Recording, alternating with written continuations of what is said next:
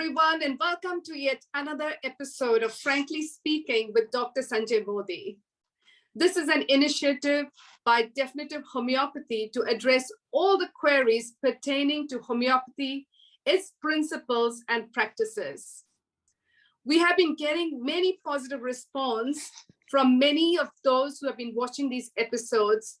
It is helping them tremendously to clear their confusions, which had not been cleared for a very long time. And we want to say thank you to all of you for your love and support. For those practitioners who are watching this series for the very first time, Dr. Sanjay Modi believes that when a practitioner's confusion gets cleared and clarified, they gain more confidence in their pathy or the system of medicine, and subsequently in its practice. So here in these episodes, we put up questions to Dr. Sanjay Modi. These are questions which are frequently on the minds of the practitioners, which they have asked either on Facebook or have asked Dr. Sanjay Modi personally.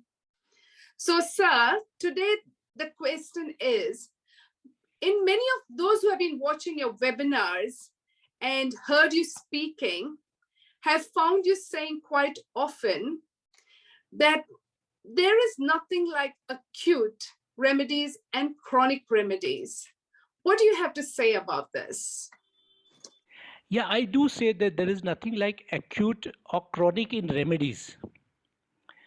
Because mind has a habit of categorizing, classifying. Right from our childhood days, we are taught of out and in, up and down, good and bad, and etc. So let's understand classification is done with an intent to simplify our communication. And this classification is useful if used with awareness. Otherwise, it becomes a big limitation, just as it has happened with acute chronic remedies. Because any attempt to classify breaks up or divides the whole. Conventionally, everybody seems to be talking about acute chronic remedies. And the corollary is, that acute remedies are superficial and chronic remedies are deep acting. But what we fail to understand is this, that conventions can be prejudices. So it's always wise to check the origin. If I really want to understand, how do we come to know that a remedy is deep acting or superficial acting? You would simply, say that we understand that from the duration of action that Boric has mentioned. So in fact, let me put on record that what you find in Boric's Materia Medica is authored by Gibson Miller, which he printed in 1919. But the real credit should go to Clark, who in his clinical relationship in 1904 had already printed the same chart. And what is surprising is Gibson Miller gives no acknowledgement to Clark in the authorities he mentions. So people miss out the original. Now, there are some questions which come to my mind when I listen to this logic. I don't know whether you get it or not.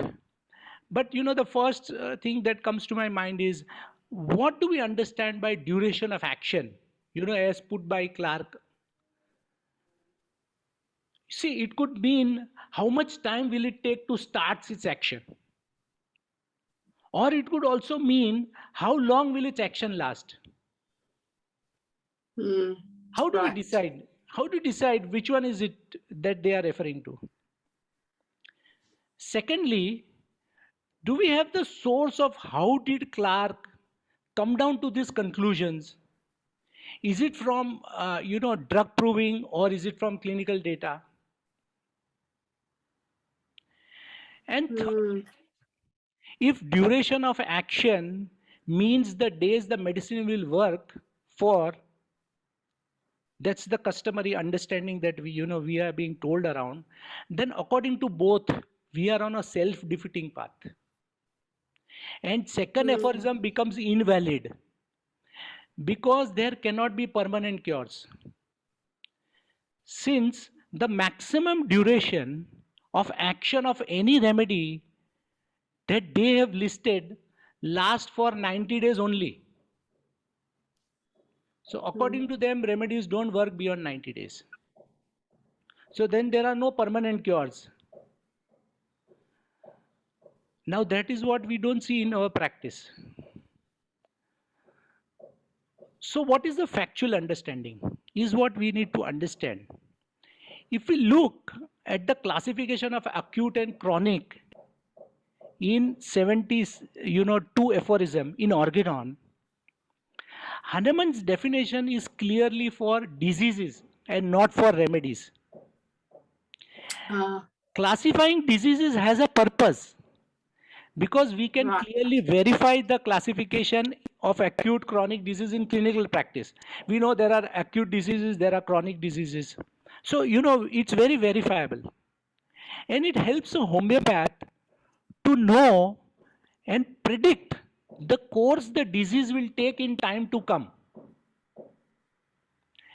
But classification of remedies is not verifiable and generates nothing but fixity and confusion in the minds of homeopaths. For example, Lyco was taught as chronic remedy, Yeah. but in practice it acts acutely. Same with aconite. Books say it is acute, but in practice it has given long-lasting reliefs. So that opens up another dilemma. How does a remedy decide that I am superficial and deep here? Or is there some dual mode of action? Ah, yeah. Actually, the fact is so simple that we go on missing it because of our prejudice. Aconite will act acute in acute disease when indicated, and it acts chronic in chronic disease when symptoms call for it. Hmm. Similarly, Lyco will act acute in acute diseases and will act chronic in chronic disease. And so it is for all the other remedies. It is the acute or chronic disease that makes a remedy acute or chronic when symptoms are similar to the remedy. So symptoms have to be similar to that remedy. And that is why it becomes the indicated medicine for that case. I don't know who started this trend of, applying the disease classification to remedies, but it is Wow. totally baseless. Thank you so much and God bless you. That was awesome, Dr. Sanjay Modi. That was so good. I think you have just touched on a point which I think I possibly would have not thought about on my own, but it was some matter of confusion for me, even as a practitioner for many, many years. It is only recently that I've been realizing and started looking into it and wondering, well, is there anything as such as acute and the chronic disease, remedies? Good. And you have spoken it so well, so scientifically, easy to follow. Thank you so much. I know it will help me and many of my colleagues to put things into perspective and actually start asking questions, because I think many a times we are scared to ask questions because it's just passed down. But I've started realizing that's only when you ask that you really, get the answers. And I'm listening to you and also reading your book on definitive homeopathy. I began to realize, man, there are so many things that we took for granted, but actually it is not the case. But the clarity with which you have explained is amazing. I would say thank you so much. It will help me and many of my colleagues to actually start asking questions and also start looking into things in a scientific manner. Hey, if you're watching this video and you like this, watch out for more episodes of this on our Facebook page of Definitive Homeopathy or even on YouTube. And if you have any questions, please post it in your comment section or in your chat box. And guess what? Dr. Sanjay Modi will answer you in the forthcoming episodes of Frankly Speaking by Dr. Sanjay Modi. Thank you and goodbye. Thank you and God bless to all.